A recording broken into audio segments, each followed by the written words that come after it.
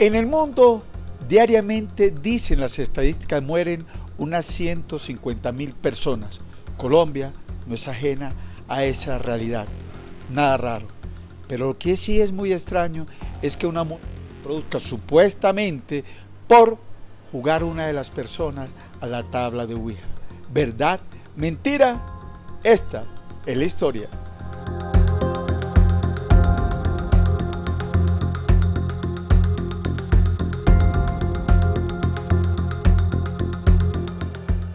Hola, soy Héctor Sarasti y estamos en Alerta Crónica, el podcast que va más allá de la noticia.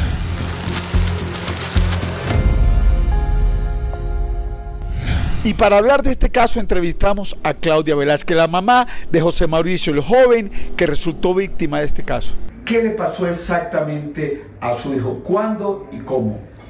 A ver, eso fue el 12 de abril del 2022, entre el 12 y el 13 de abril. Pues resulta que mi hijo iba a ir a hacer unas tareas con un compañero. Entonces, pues bueno, esa tarde él estuvo todo el día en la casa, estuvo haciendo tareas, compartimos el almuerzo, todo bueno, estuvimos bien. Y resulta que pues en la tarde yo salí como a las 5 de la tarde de la casa. Cuando yo salgo, le dije que qué iba a hacer y él me dijo, sí, voy a ir a hacer las tareas.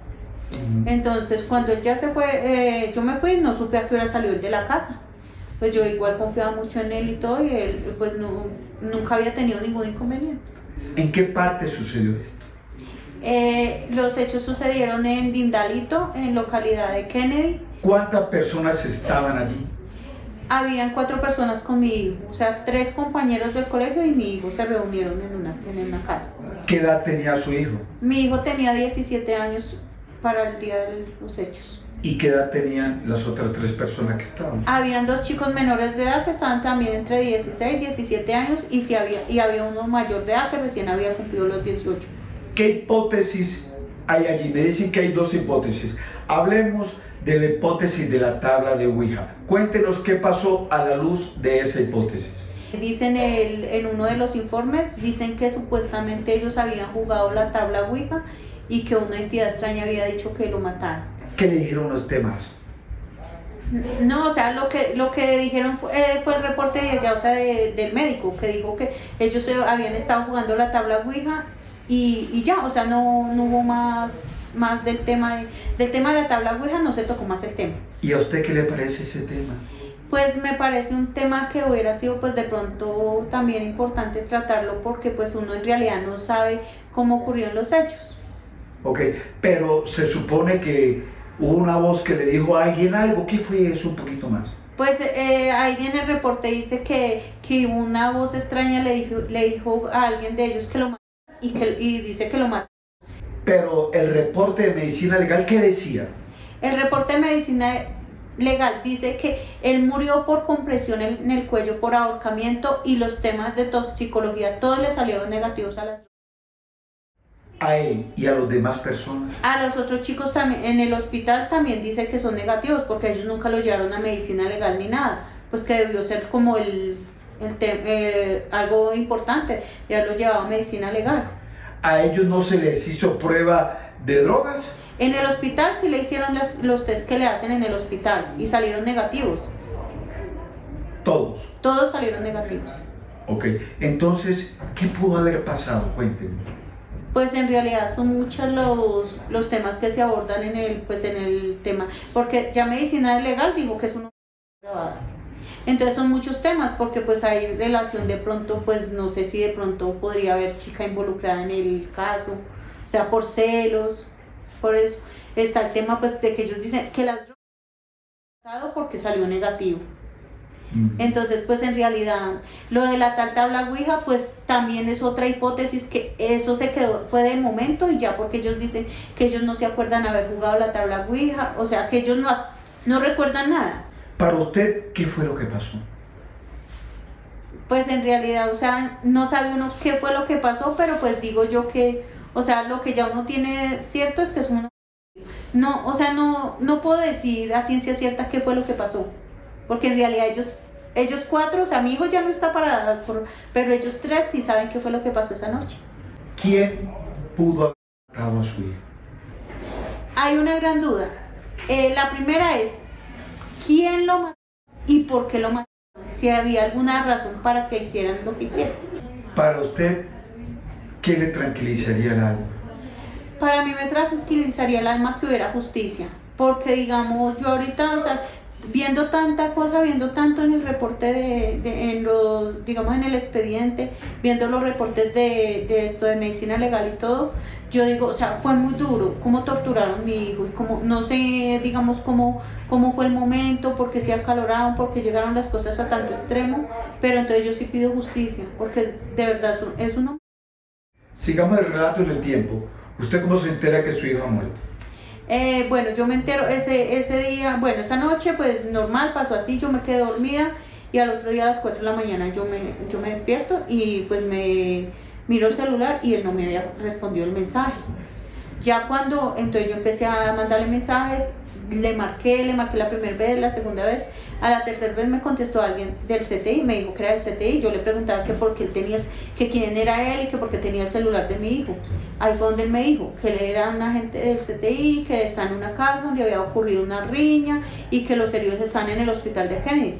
Entonces yo le dije, me dijo que habían heridos, entonces ahí fue donde yo le dije que dónde están los heridos. Ahí fue donde él me dijo que están en el hospital de Kennedy.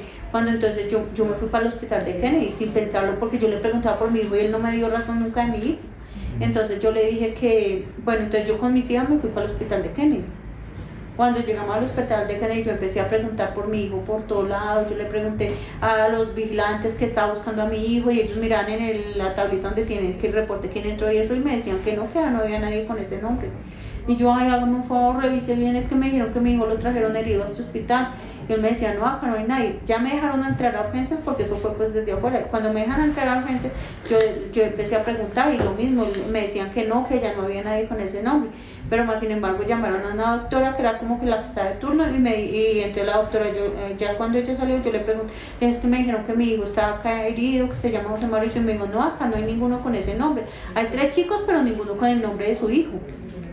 Entonces cuando bueno, yo seguía preguntando y todo, cuando entonces ella me dijo, no, pues si quiere pregúntele a la patrullera que fue la que trajo la remisión.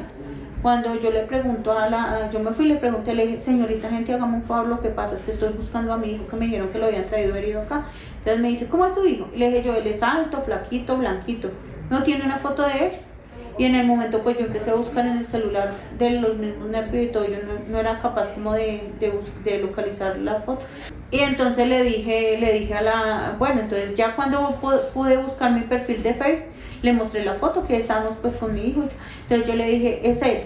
Y ella me miró de arriba abajo y me dijo, él está. En ese momento empezó pues mi odisea de saber qué había pasado y de qué era lo que pasaba. Entonces cuando ya... Bueno, en ese momento me dijeron que ahí están los papás de los chicos que estaban heridos. Y yo, que dónde está mi hijo. Entonces la policía salió y se fue y no me dijo nada más. Entonces en esas llegó un agente del CTI. Entonces yo le pregunté, me dijo que si yo era la mamá del muchacho falleció. Entonces yo le dije, sí, yo soy la mamá de José Mauricio. Entonces me dijo, no, es que lo que pasa es que a su hijo lo encontramos totalmente desnudo en una casa, en la casa de los muchachos. Lo encontramos totalmente desnudo, pero él no tenía ningún signo de violencia, no tenía nada a simple vista, no tenía ni un rasguño, no tenía absolutamente nada. Entonces pues yo le decía, pero ¿cómo así que mi hijo había muerto sobredosis? Que porque no tenías ningún rasguño, que era, o sea, lo que habían dicho los papás, que era que los chicos se habían puesto a ensayar, Mauricio se había sobrepasado, que se había muerto sobredosis. ¿Y qué vino? Entonces después de ahí ya vino el momento de preguntar y hacer todas las indagaciones, entonces preguntando qué era lo que había pasado. Bueno, en ese momento habían dicho que no, que había reporte, que los chicos habían dicho en el hospital que habían estado jugando la tabla Ouija, pero que como era, o sea, motivo de investigación y eso, que eso, entonces pues todo eso tenía que hacerlo el del CTI. Entonces ahí quedó el momento de eso. Entonces yo ya me contacté con la familia de los chicos que para recoger la ropa y la bicicleta de mi hijo. Ya por la noche yo fui a recoger la ropa, sí, efectivamente está toda la ropa de mi hijo allá en esa casa. Entonces yo le preguntaba a los señores qué era lo que había ocurrido y ellos me decían lo mismo, que no, que era que seguramente se habían puesto que ellos no sabían porque ellos no estaban, pero que se habían puesto a ensayar y que supuestamente mi hijo había consumido más de la cuenta y que por eso se había, que porque él no tenía absolutamente ningún signo de violencia. Bueno, entonces ahí empezó mi interrogante, yo empecé a buscar porque ellos decían que no había cámaras en el sector, que no había nada. Resulta que en el sector sí habían cámaras, pues nosotros empezamos a buscar, con la ayuda de personas nos ayudaron a encontrar los videos de la cuadra. Ahí se ve donde efectivamente a la hora que entra mi hijo. Entonces, bueno, ya pues logramos conseguir como los videos de la cuadra. O sea, mirando porque es que había muchas hipótesis. Decían que Mauricio lo habían encontrado en el caño. Las mismas personas, o sea, familia de ellos habían dicho que Mauricio había llegado tarde mal a esa casa. Entonces yo decía, ¿cómo es posible? O sea, eso nos impulsó como familia a buscar la verdad. ¿Y qué se ve en los videos? En los videos se ve a la hora que entra mi hijo a esa casa. O sea, ¿A qué hora llega él?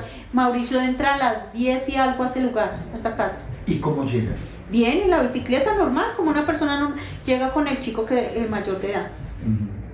Ah, llegó con el mayor de edad. Sí, mi hijo llega a ese lugar con el mayor de edad. ¿Y qué se ve más en los videos? No, ahí, o sea, lo último. Él entra, ahí llega y entra.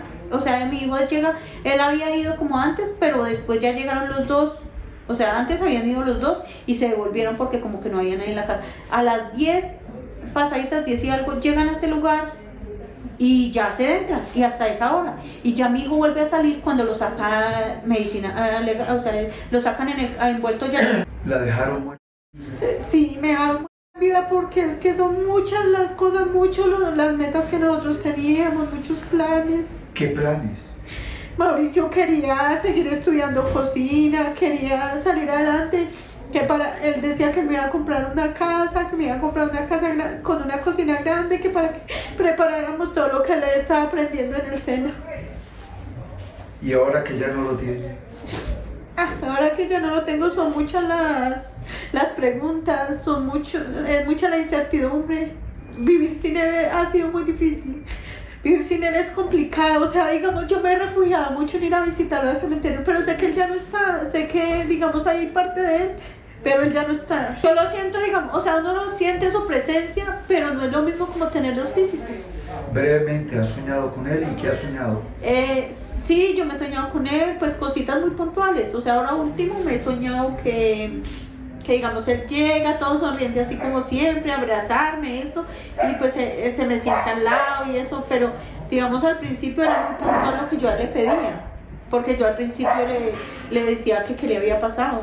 Yo una noche me soñé con él, yo ese día lloré tanto y esa noche yo le decía que me diera alguna señal, que me diera algo. Aún yo no sabía lo que había pasado, aún todavía no tenía el dictamen de medicina legal. ¿Y qué señal le dio a él? Yo esa noche me sueño con él y él llegó, bueno, entonces yo le dije le dije, papi, ¿qué le pasó? ¿Qué le hicieron? Dígame qué le hicieron. Yo le decía, era lo único que yo le decía, dígame qué le hicieron. Y él me hacía que no, él me decía que no y que no me iba a decir qué, o sea. ¿Pero qué premonición tuvo cuando él estaba en la cama? Él le dijo que sí lo habían agredido. Bueno, después de eso yo le decía que qué le hicieron y él me decía que no. Llegó un momento donde le dije, papi, ¿a usted le hicieron daño?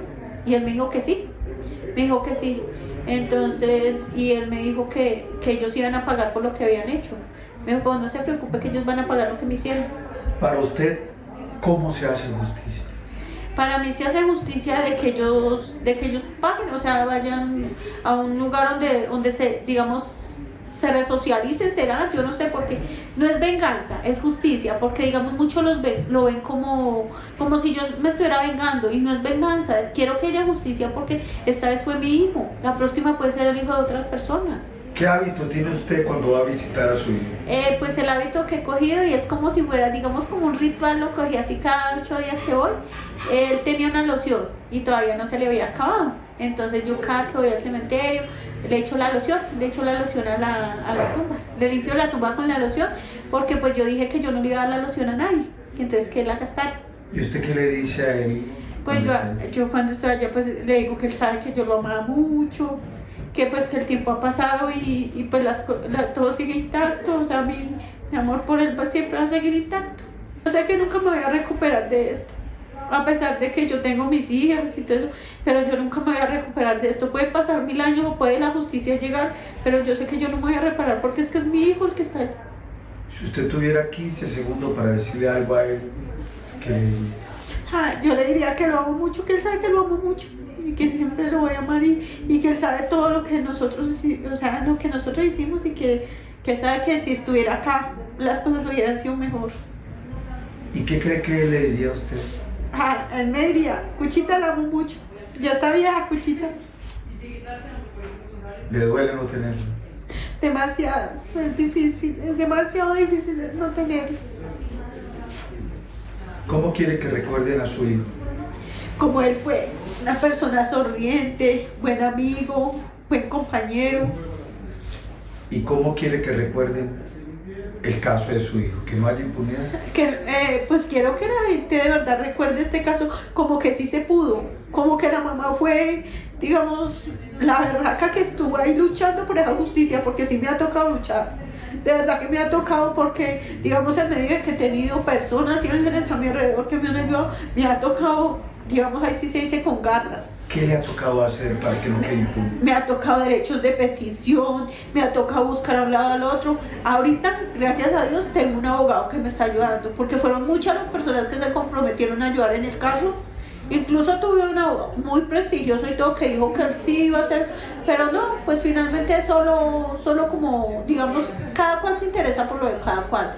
Pero ahorita la persona que está, digamos, en el momento, pues no doy el nombre porque pues no sé si él lo, pero ha estado ahí, ha estado ahí. Finalmente, hago un llamado para que no quede su caso impune. Pues yo le pido a la justicia que ya son 3 años, y en la justicia de menores ha avanzado pues gracias a todo y a todos los obstáculos que ha puesto la defensa de las personas implicadas.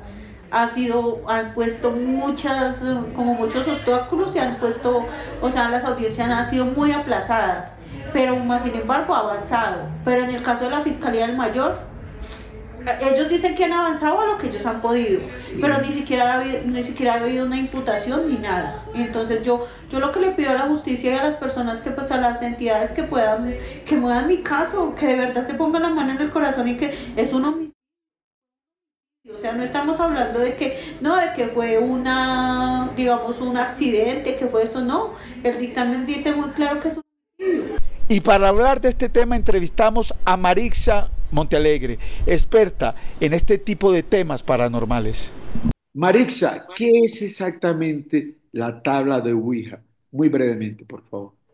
La tabla Ouija es una herramienta orgánica de transcomunicación que se utiliza dentro del ocultismo, precisamente para crear un puente de comunicación entre un receptor, que se podría llegar a denominar como un espiritista, y un emisor, que se podría denominar como una entidad, una energía o un espíritu que habita en un plano de dimensión diferente a esta que es terrenal.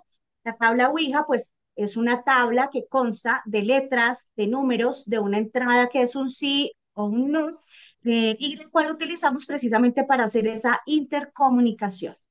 ¿Por qué puede ser negativo o nefasto utilizar sin el debido conocimiento la tabla de Ouija? Es impajaritable tener conocimiento, experticia y experiencia acerca de la espiritualidad, acerca incluso del ocultismo, del espiritismo, para poder realizar un ejercicio satisfactorio a través de esta herramienta. Muchos lo pueden catalogar como un juego, pero realmente cuando se utiliza bajo unos preceptos o unos conductos necesarios, podemos llegar a abrir portales energéticos a otros planos de dimensión que suelen ser sumamente peligrosos para quien no se encuentra preparado. Los peligros de usar esa herramienta como es el receptor, si esa persona no tiene la preparación necesaria o el conocimiento, puede conllevar a tener riesgos, por supuesto, mentales, incluso físicos, y en algunas ocasiones, pues, hasta desencadenar. Exactamente esas consecuencias son cuáles. Por ejemplo, se enferman de problemas psiquiátricos, incluso pueden morir. ¿Cómo y por qué se da eso así? Ejemplos. Una persona que no se encuentra preparada, que no tiene los conocimientos adecuados, se está enfrentando a algo que realmente desconoce. Desconoce dentro de la espiritualidad y dentro de esto llamado el ocultismo. puede ser impactante de manera tanto física como emocional, poderse enfrentar a algo que no conoce o que no reconoce. Entonces, de manera psíquica, de manera psicológica, puede llegar a empezar a presentar esos riesgos mentales. Cuadros psicóticos, depresión, trastornos incluso disociativos de la realidad, que se desencadenan poco a poco en estrés, estrés postraumático, hasta que la persona prácticamente pierde sus cabales y puede incluso llegar a hacerse daño, aludiendo a esas energías o esas entidades que están haciendo daño. Y la muerte como tal, ¿cómo podría darse de una persona que mal utilice la tabla de Ouija? Se podría mirar desde dos aspectos. Uno, como lo acabo de mencionar, desde el lado psicológico, desde el lado psiquiátrico, a través de esos cuadros psicóticos y demás, porque la persona puede llegar a presentar, hacerse daño, hacerse autodaño al escuchar voces, al ver energías, entidades, sombras y demás. Y pues por otro lado, por supuesto, enfrentándose realmente a una entidad negativa, a una entidad de bajo astral, incluso una energía demoníaca que pueda llegar a presentarse incluso hasta posesión de esa persona, conllevándola posteriormente al deterioro físico, mental, emocional y casi muerte. ¿Son frecuentes sí o no este tipo de situaciones utilizando la tabla de Ouija? Sobre los años 80 y más o menos hasta el año 2000 solía ser frecuente porque la curiosidad de la adolescencia quería entrar a averiguar, a indagar, a saber si era real o no, simplemente lo tomaban como un juego. Y se encontraban pues inmersos dentro de estos problemas psicológicos o psiquiátricos que se podían presentar. La evolución espiritual también ha tenido un auge importante después del año 2000 y eso ha hecho que las personas entren en conciencia espiritual y de alguna u otra manera le tengan miedo o temor a realizar acciones o actividades de las cuales no se encuentran preparados. En esta actualidad, Héctor, no es muy común, aunque todavía se presentan casos, en nuestro país se han presentado casos en los últimos meses en colegios, por allá en los llanos, en Boyacá, y es precisamente por la mala utilización de estos recursos espirituales. Muy brevemente, ¿cómo es que se trabaja con la tabla de Ouija? ¿Cómo es la práctica de la tabla de Ouija? Brevemente. La tabla Ouija es una puerta, llamémoslo así, es un portal. Deberá realizar un rito de apertura de ese portal energético a esas otras dimensiones, generando una acción de preguntas, realizando preguntas. Las entidades, las energías, los espíritus, como lo queramos llamar, pues van a responder a través de esa tabla y a través de un guiador, de un puntero o de una lupa, quien va dando la información letra por letra, número por número. Finalmente, cuando se haya terminado la sesión espiritista, se deberá nuevamente cerrar ese portal energético bajo unos conceptos, bajo unos preceptos establecidos dentro de las normas espirituales para poder cerrar de manera efectiva y que no vaya a quedar ningún remanente energético ni para el espiritista ni para el campo físico del espacio que llegue a llegar a afectar ese espacio. Esta tabla da la opción de un sí y de un no. ¿Cómo es eso? Esa tabla da la opción de sí, de no, porque es una tabla con un contenido alfabético, ¿no? Tiene letras, tiene números, tiene el sí, tiene no, algunas tienen una luna, otras tienen un sol, es decir, varían de acuerdo a quien las haya fabricado o para la razón por la cual la hayan fabricado. Entonces tiene ese sí y ese no, con el fin de que esas entidades se puedan comunicar, no solamente con el alfabeto, con los números, sino dando respuestas positivas o respuestas negativas a las preguntas que les puedan llegar a hacer. ¿Tú tienes conocimiento de cómo surge la tabla de Ouija? ¿Hay algún conocimiento previo que sepas tú cómo surge en la historia esta tabla? Pues la tabla fue creada por allá como en el año de 1809, si no estoy mal, em, por unos hermanos que querían tener una herramienta para poder utilizarla de manera espiritual, como herramienta espiritista dentro del ocultismo, ¿no? Luego entonces, muchos años después, la misma tabla fue nuevamente reproducida, pero ya por fabricantes de juegos, quienes la colocaron pues a la disposición del público, como si fuese simplemente un juego de mesa, como un juego de niños. em, por allá como en los años 80. Su recomendación para la gente que utiliza o quiere utilizar esa tabla. La recomendación para cualquier individuo, cualquier persona que quiera acercarse a este tipo de herramientas espirituales es que si no tiene el conocimiento previo, la experiencia o la experticia, no lo hagan. No lo hagan porque se están enfrentando simplemente a algo que es realmente desconocido y puede iniciar a través de un juego, pero que puede llegar a ocasionar un daño psíquico, psicológico y hasta físico en el individuo. Mi recomendación es, por favor, no lo utilice si usted no tiene el conocimiento para ello. Un juego se puede convertir en una tragedia si no se tiene el conocimiento, la experiencia y la experticia para utilizar ese juego como una herramienta. Y hasta aquí, Alerta Crónica. No olviden suscribirse a todas nuestras redes sociales.